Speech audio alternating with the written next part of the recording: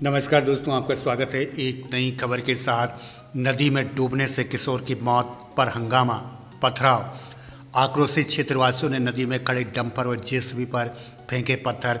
तहसीलदार से की खनन कार्य पर रोक लगाने की मांग। कोटद्वार नगर निगम क्षेत्र के अंतर्गत सुकरो नदी में डूबने से किशोर की मौत हो गई।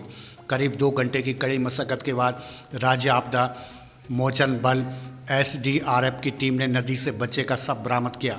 हादसे से आक्रोशित क्षेत्रवासियों ने नदी में खनन कार्य में जुटे डंपरों व जेसीबी मशीनों पर पथराव किया।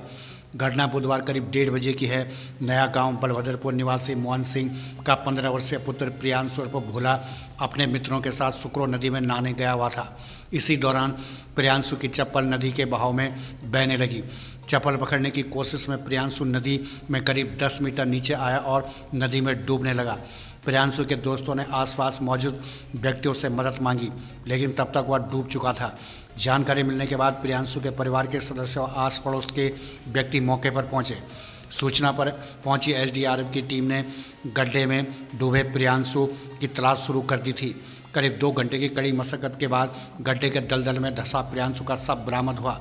शव को नदी से बाहर निकालते ही गुस्साई क्षेत्रीय जनता के समीप बैठ गई और प्रशासन के खिलाफ प्रदर्शन शुरू कर दिया। उनका कहना था कि खनन कार्य के चलते यहां पसरे गड्ढों के कारण हादसा हुआ है। बाद में मौके पर पहुंचे तहसीलदार विकास अवस्थी के समक्ष जनता ने खनन कार्य पर रोक लगाने की मांग की। साथ ही मामले में दोषियों के खिलाफ कार्रवाई कर पीड़ित परिवार को न्याय दिलाने की मांग की।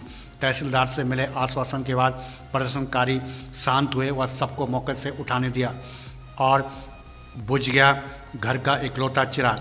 प्रियांशु अपने माता पिता की इकलौती संतान थी।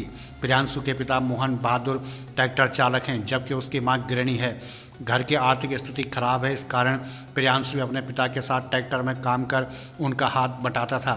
बुधवार सुबह भी प्रियांशु अपने पिता के साथ ट्रैक्टर पर गया था, लेकिन दोपहर में वह घर वापस आ गया।